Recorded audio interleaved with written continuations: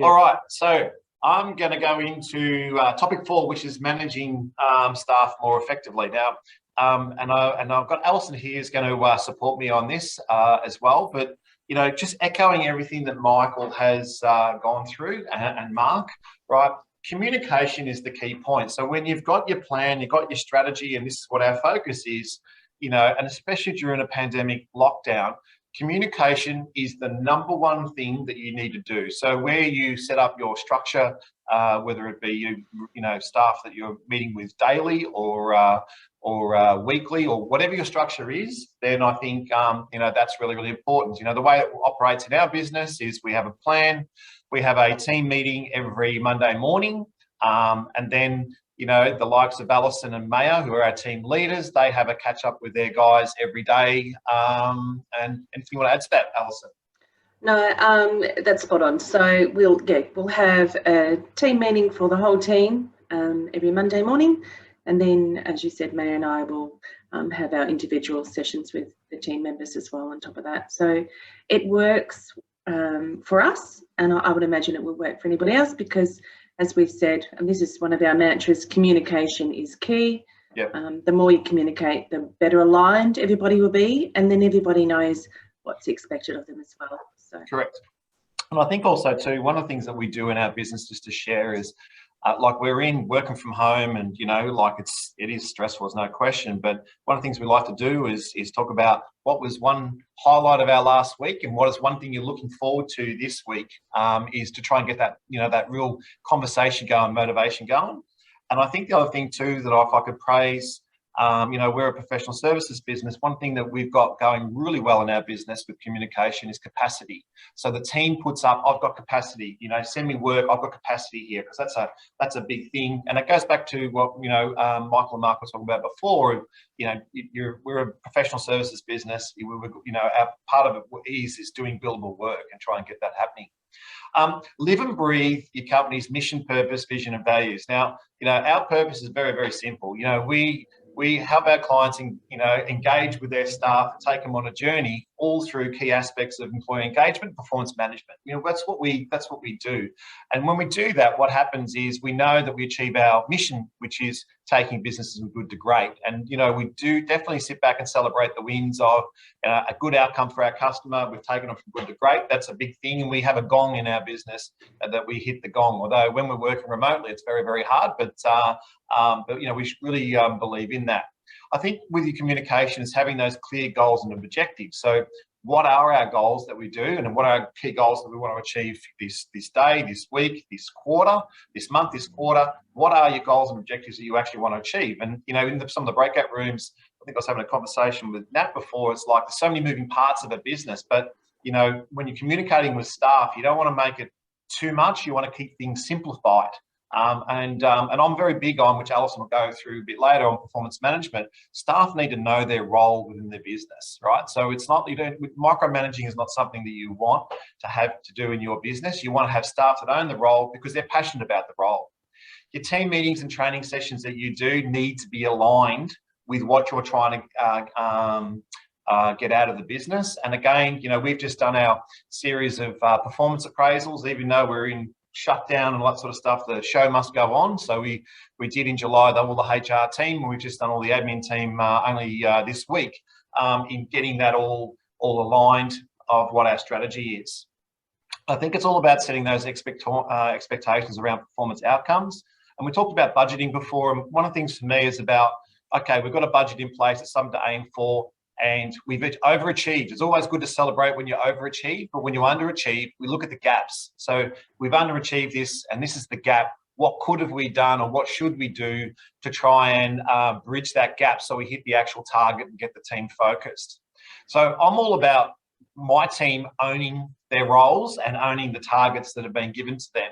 I was going to say, sorry, I'm just going to butt in. I was going to say too, it gets them to have that buy-in as well. So if you have those conversations, the team members can buy in, and then it's so much easier for them to then own their roles because they're committed to helping the bigger cause as well. So yeah, and I think one of the things for me is, I'm going to say it to all the owners, that you have to love your team.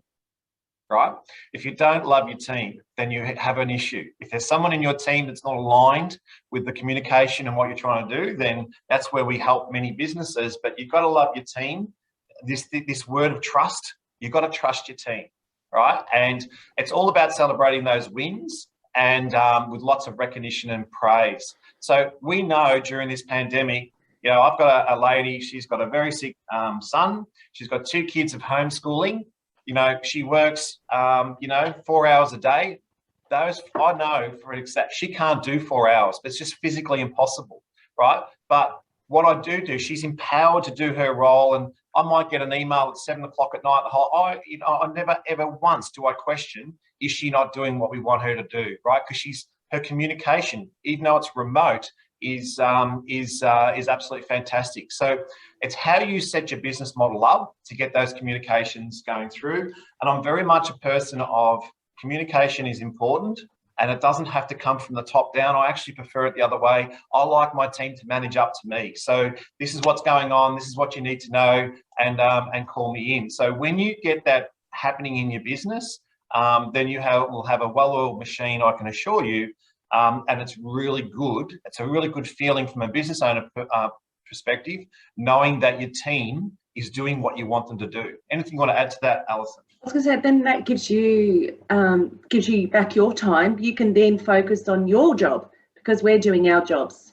So when we manage up or down or sideways or whatever it might be, you don't have to worry about managing us. You can focus on running a business. So it has that snowball effect, doesn't it? Yeah, and I really feel that, I hope, like our team is empowered to do the roles that we want them to do. And I think that's what communication is all about. So if I can say it, shit hits the fan, there's a lockdown with Dan, we're all well educated now on what to do. And it's just like that hybrid business of being agile, about a switch, but continue on running the business. I think that's really, really important. Is there anything you want to add to that, Michael?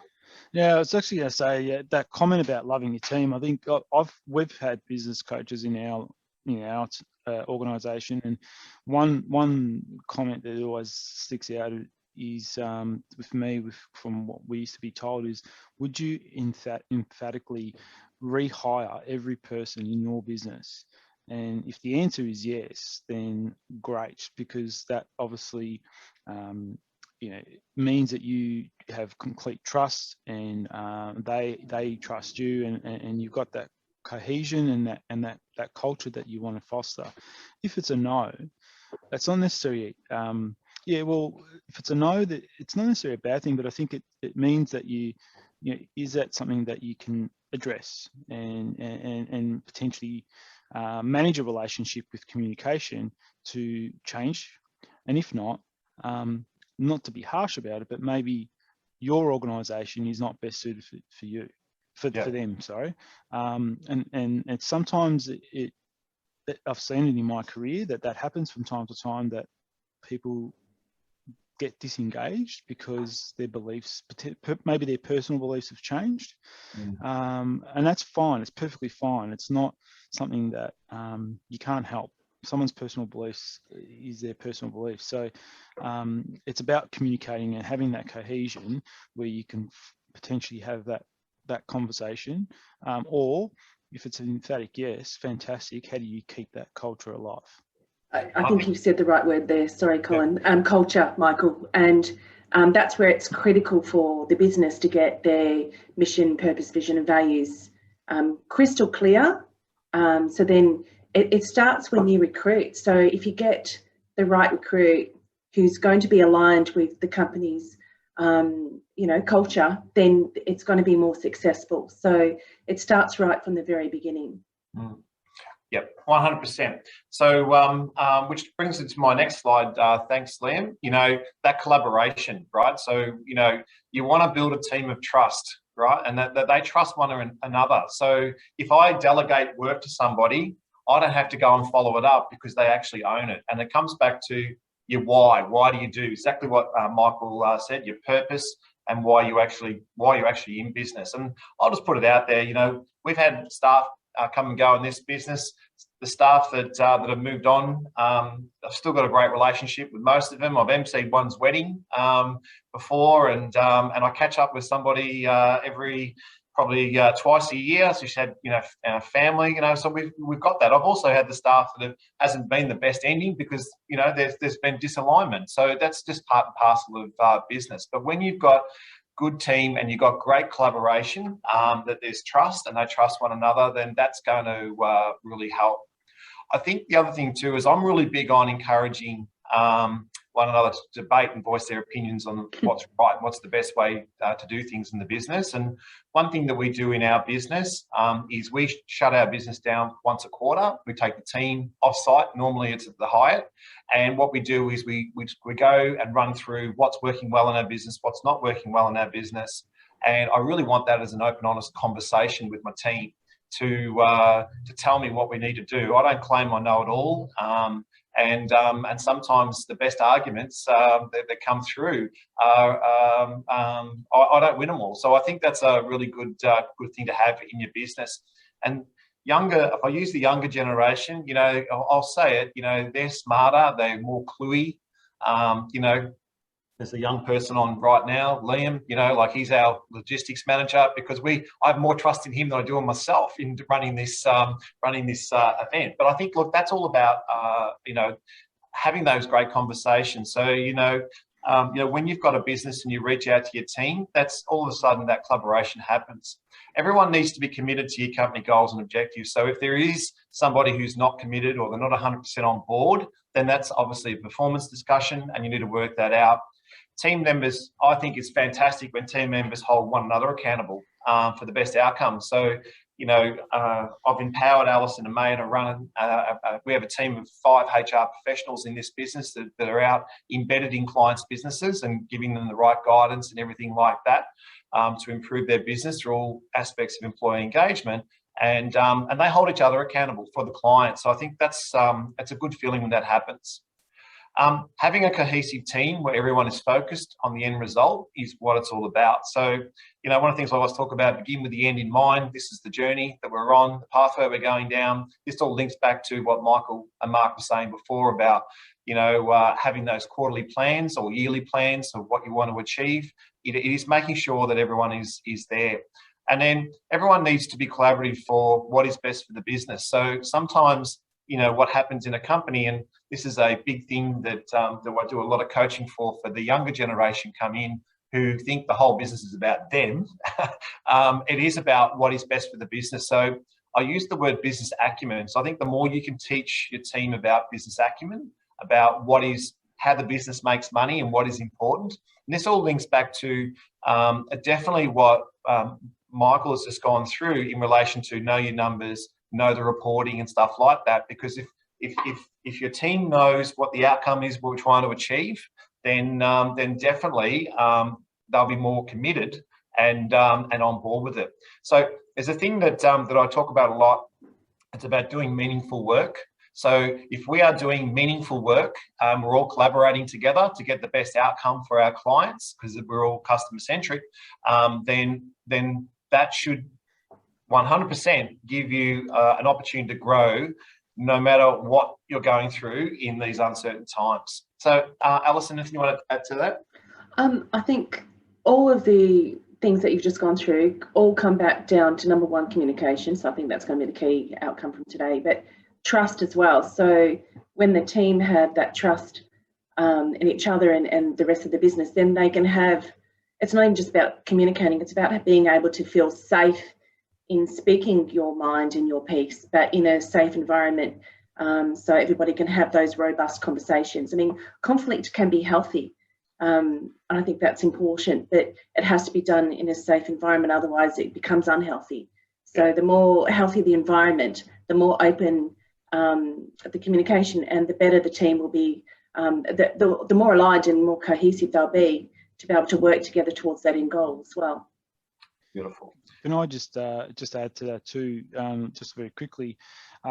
Trust is a massive thing right now, considering where we all are. We're all separated.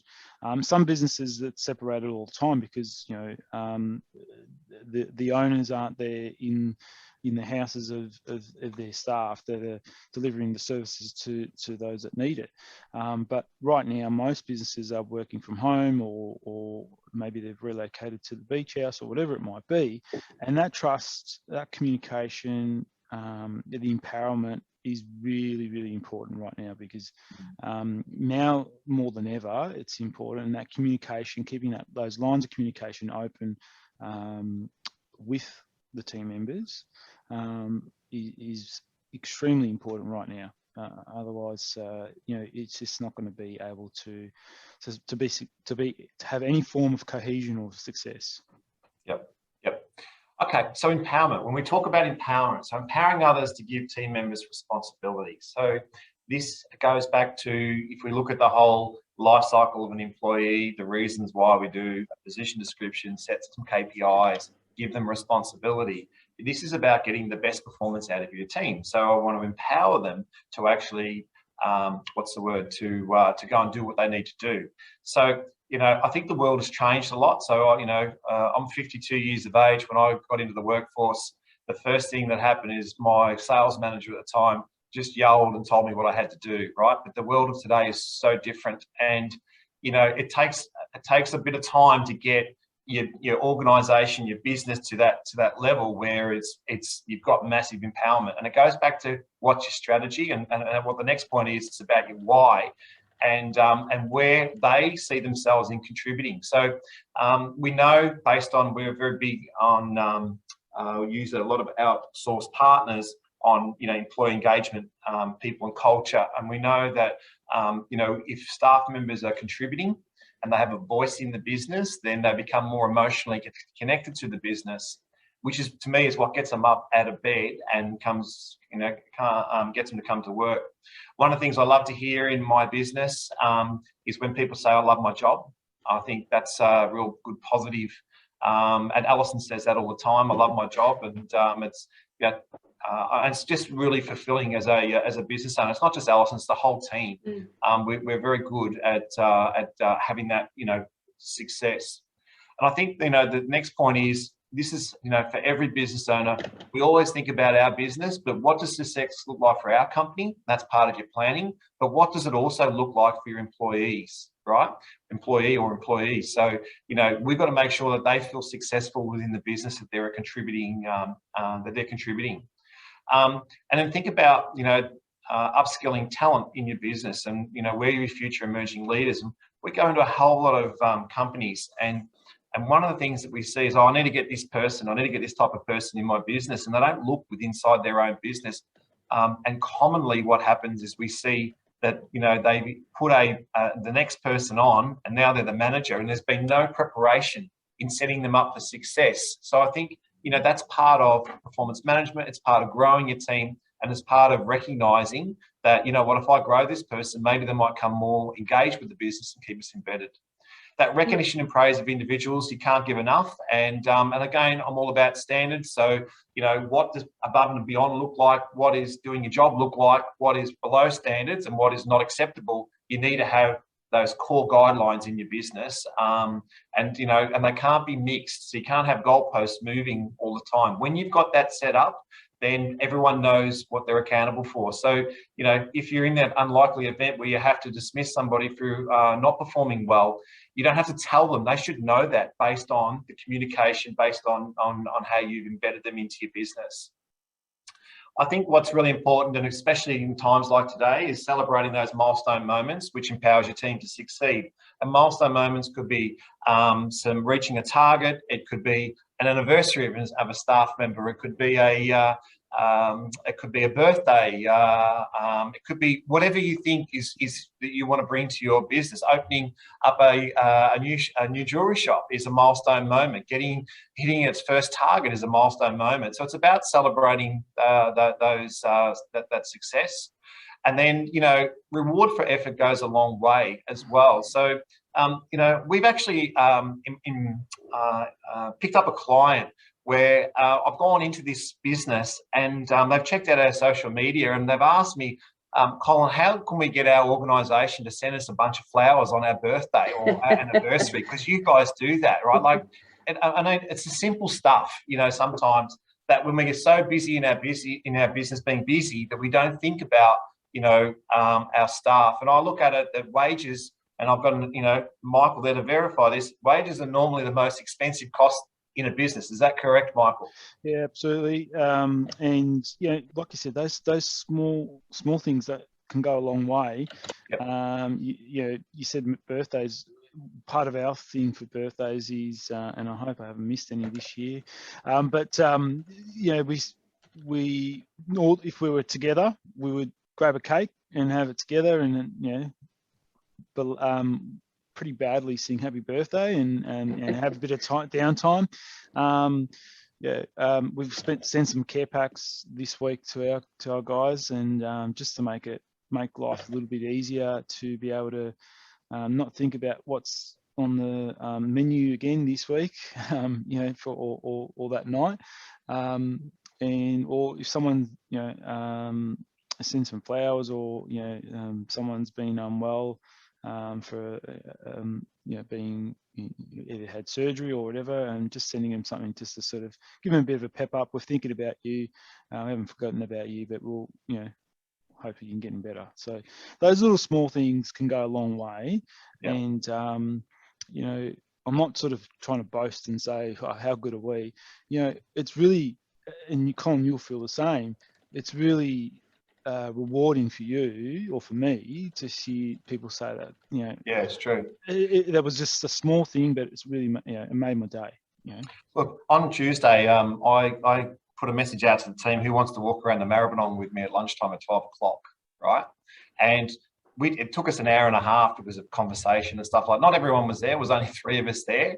But the quality time that I spent with one person in particular, who's a new employee, was just invaluable. Just to walk around the Maribyrnong and, you know, breathe in the air. Tuesday was a really good day. So it's the little things like that just make it work. Thanks, Liam. Okay, culture. Alison talked about that before. You cannot command culture. That's something that we go into many companies and say, you can't command. And I've seen it where a business owner's gone to a manager and said, you know, the reason why this place is so bad is because you can't, you know, get the culture right. Well, the culture starts from the top, as far as I'm concerned. So you really, when you think about it, you know, you build a company, and again, staff want to know, am I working in a safe workplace? Is this company going to be able to see me through, and especially in uncertain times like now? Have I got a secure job? Because if there's any uncertainty of security, they will leave. So it's about how you build your business, have that company culture, and you earn it. You don't actually command it. So it is about, you know, that environment you create with the people you work with within that environment. So I always talk about, you know, it's about having a great workplace. And, you know, we see that through lots of social posts people put out, you know, great workplace, da-da-da-da. But, you know, you see, one thing I see is you see people talk about it, but do they actually have it in their actual business? Practice what you preach. Yeah, practice what you preach, I think is really, really important. Have that positive environment, a place where people want to be, and that team effort, supporting one another.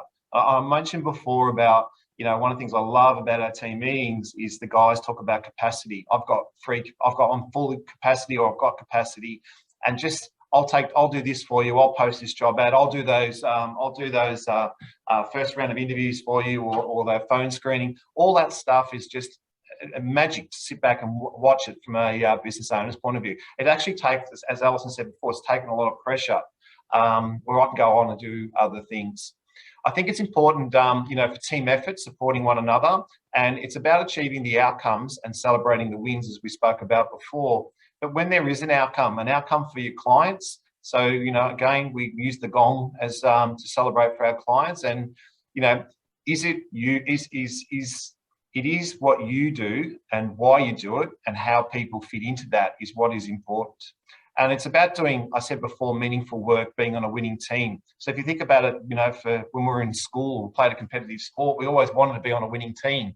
So I think, you know, today's environment's really tough, mental stress, everything that's going with it, mental health with these shutdowns and everything like that. But if we have a business, a hybrid business, where we're accepted the fact that we can work from home, work from the office, do meaningful work and be on a winning team, then why would someone want to leave, right? So that's the way I look at it. And Alison, is there anything you want to add to that, or? No, yes. Well, I was going to say, to get to the winning team, it's not the individuals. So they have to work as a team. So the commitment to the clients or the business or whatever it might be, it needs to be a team commitment, because at the end of the day, everyone needs to work together to get to that, to get to the goalpost, so to speak. But and that's why we in our week meetings, we make it clear to the rest of the team,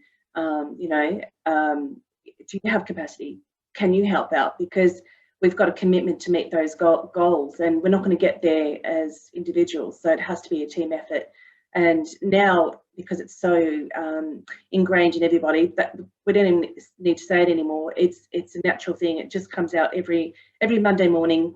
The team will go through and they'll say, well, actually, I've got availability on Thursday, Friday this week if anyone needs help. And it's clear who can help and when and how. So yeah, team's not an individual race. And there's expectations. Contacting clients, doing a health wellbeing check, I think is a big thing. Like, are you okay? I think that's been a big part of this is round 6. We'll get out of round 6, and then a week later we'll go back into round 7. That's sort of the mentality that's out there right now. But it is a wellbeing. It's all about wellbeing check. Thanks, Liam.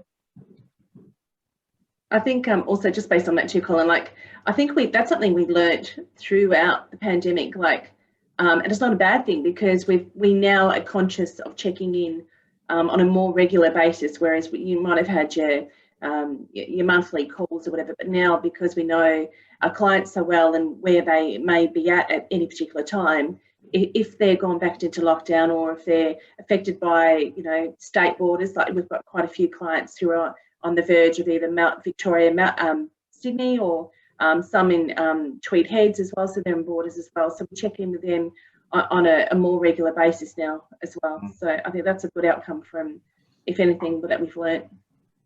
So I hope you liked what I've just gone through, and let's go into a breakout room for 5 minutes. And based on this section, what would be 3 things your business could improve on when it comes to, if I use the word, empowering your team to do it? And for the sole traders out there, I want you to think about, well, okay, what can I do to empower myself more, and who can I use to try and help me get that positive mindset that you need to have.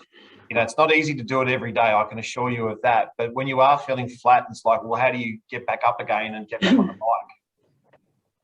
Thanks, Liam.